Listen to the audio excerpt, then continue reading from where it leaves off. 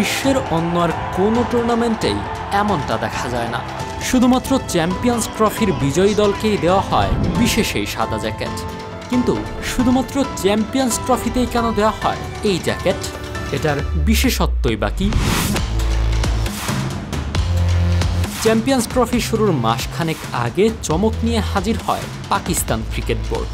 টুর্নামেন্টের চ্যাম্পিয়নদের জন্য আইকনিক সাদা জ্যাকেট বা ব্লেজার উপহার দেওয়ার সিদ্ধান্তের কথা জানায় পিসিবি।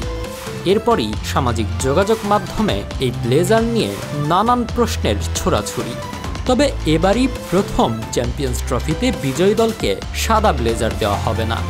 এর আগের বেশ কিছু আসরেও দেওয়া হয়েছে বিশেষ এই ব্লেজার।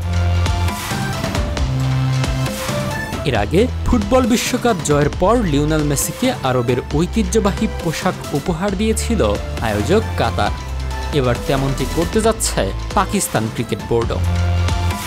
সাদা জ্যাকেটটি উন্মোচন করেন পাকিস্তানের কিংবদন্তি ক্রিকেটার ওয়াসিম আকরাম। উন্মোচনকালে ওয়াসিম আকরাম বলেন, আইসিসি চ্যাম্পিয়ন্স ট্রফি সবচেয়ে সেরাদের প্রতিনিধিত্ব করছে। এই জ্যাকেট বিজয়ের সর্বোচ্চ মর্যাদা বহন করে। টুর্নামেন্ট জয়ের মাধ্যমে সবচেয়ে শক্তিশালী দল নির্বাচিত হবে। প্রতিটি ম্যাচ হবে তুমুল উত্তেজনাপূর্ণ, যেখানে কারো বিশ্রামের ফুরসত মিলবে না। পোশাকটি চ্যাম্পিয়নদের অবিরাম পারফরম্যান্স এবং অর্জিত সম্মানের স্মারক। অর্থাৎ টুর্নামেন্ট শেষে চ্যাম্পিয়নদের গায়ে উঠবে বিশেষ এই পোশাক।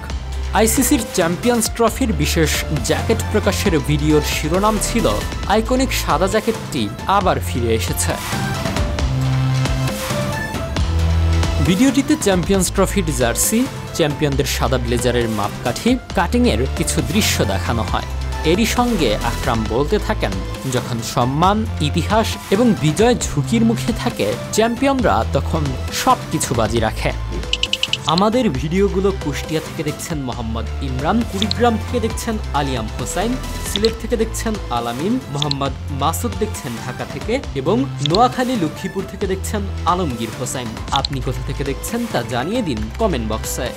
ওই ভিডিওতে ইমরান খানের 1982 বিশ্বকাপ জয়ের উদযাপন, 2018 বিশ্বকাপে ইংল্যান্ডের বিশ্বকাপ জয়ের উচ্ছ্বাস, 2017 চ্যাম্পিয়ন্স ট্রফি জয়ের পর সাদা ব্লেজার পরে সরফরাজ আহমেদের নেতৃত্বে পাকিস্তানের শিরোপা উদযাপনের দৃশ্যগুলোও তুলে ধরা হয়েছে। অন্য সব বৈশ্বিক আসর থেকে চ্যাম্পিয়ন্স ট্রফিকে আলাদা করতেই হয়তো আইসিসির বিশেষ এই উদ্যোগ। 1 মিনিট 50 সেকেন্ডের ওই ভিডিওতে বেশ কিছু উদযাপনের দৃশ্য তুলে ধরা হলেও ভিডিওর অধিকাংশ দৃশ্যে ভারতকে দেখা গেছে। বিরাট কোহলি, রোহিত শর্মাদের গুরুত্বপূর্ণ ইনিংস ও শটই ছিল বেশি। ভিডিওতে বাংলাদেশের অংশ ছিল সামান্যই। আসন্ন চ্যাম্পিয়ন্স ট্রফির সূচি ও ভেন্যু নির্ধারণ নিয়ে ব্যাপক নাটকীয়তা হয়েছে গত বছর। পাকিস্তানের মাটিতে খেলতে না যাওয়ার ব্যাপারে অনড় ছিল ভারত। আয়োজক দেশটিরও ছিল তাদের মাটিতেই আসর আয়োজনের ব্যাপারে একাট্টা। তবে শেষমেশ উভয় দল হাইব্রিড মডেলের সম্মতি দেওয়ায় পাকিস্তানের 3 ভেন্যুর পাশাপাশি ভারতের ম্যাচগুলো হবে নিরপেক্ষ ভেন্যু দুবাইয়ে।